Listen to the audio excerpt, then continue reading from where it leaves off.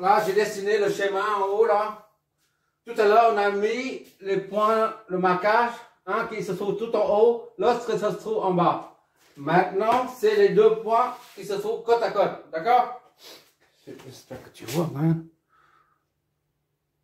Ok, tu vois. Ok, c'est bon. Voilà. Là, on raccorde à la source VS1. C'est 600 racine de 2. D'accord? 0. Et on va voir si on obtient ça à la sortie. D'accord? On va mettre ici, c'est CA. CA. Toujours C ici. A. CB. OK. Bon, maintenant, il faut supposer un courant I0 qui entre. La source VS1 débite un courant I0 qui va dans ce sens-là. Et après, c'est IAB. D'accord? Ce n'est qu'une supposition. Et ICD vers le haut. ICD. D'accord?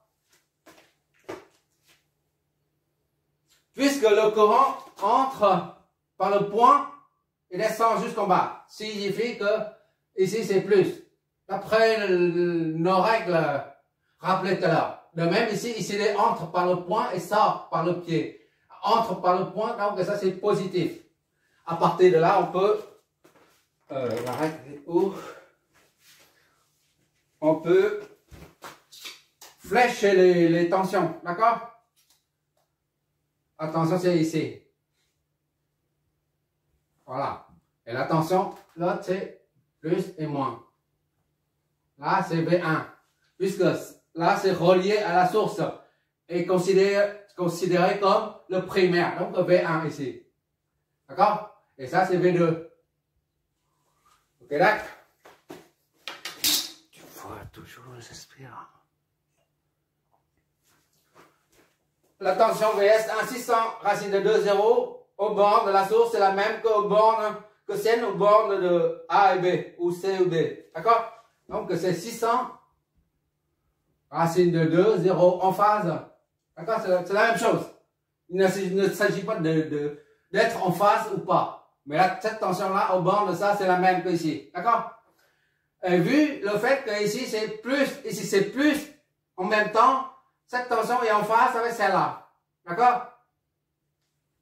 V2, c'est 120. D'accord? 120, racine de 2 et 0. Voilà. Et pour avoir 480 racine de 2, 0, il faut orienter la flèche vers le haut. Ça, moins ça, ça donne ça. Donc V out vers le haut. Tout à l'heure, V out c'est vers le bas. T'as vu? Maintenant, c'est V out vers le haut. Voilà. Quoi d'autre? Ben, c'est tout. Hein. Maintenant, on peut analyser. Avant d'analyser, on va faire aussi un schéma de câblage concrètement. D'accord? Pour permettre de bien comprendre. Je vais faire le schéma de câblage. Ça, c'est le schéma qu'on voit sur les autotransformateurs seulement. J'ai repris le schéma là. Ici, là.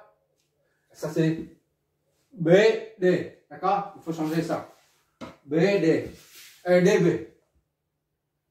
DB. D et B. Voilà. Le point A, je remets ici, là, le point A. Le point A et le point C sont reliés ensemble. Hein. Il faut relier ça ensemble. D'accord? A et C, c'est le même point. Donc, on relie ensemble. Voilà.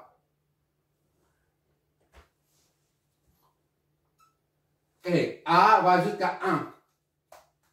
Ici, là, jusqu'à 1. B va jusqu'à moins. Le point moins de la source. B. D'accord? Et quoi encore? B et D. Attention, B, D, B. C'est cette tension-là qu'on doit trouver. B et D. C'est à ce niveau-là. Voilà. Tout à l'heure, BD c'est en haut. Maintenant, c'est en bas. V, dB. D'accord? dB. 480 racine de 2, 0 là.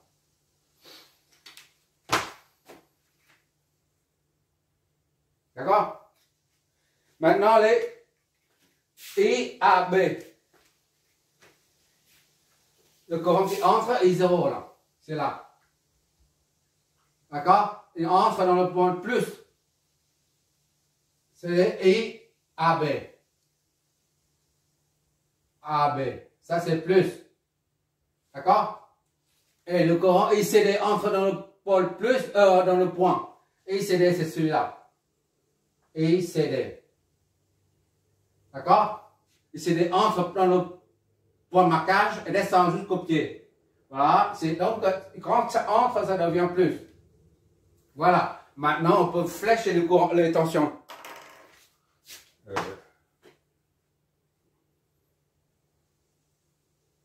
Voilà. Ça, c'est V1. V2. On flèche les tensions V2. D'accord? V1 se trouve ici, là. Et V2, là.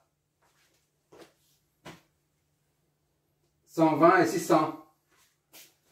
120, racine de 2. 600, racine de 2. 0. Ça, c'est la même chose, tension de source, là-bas. D'accord? Et puisque ça, c'est plus et plus, ça est en face avec ça. Donc, c'est 0. D'accord? Bon, maintenant, on va déterminer la puissance.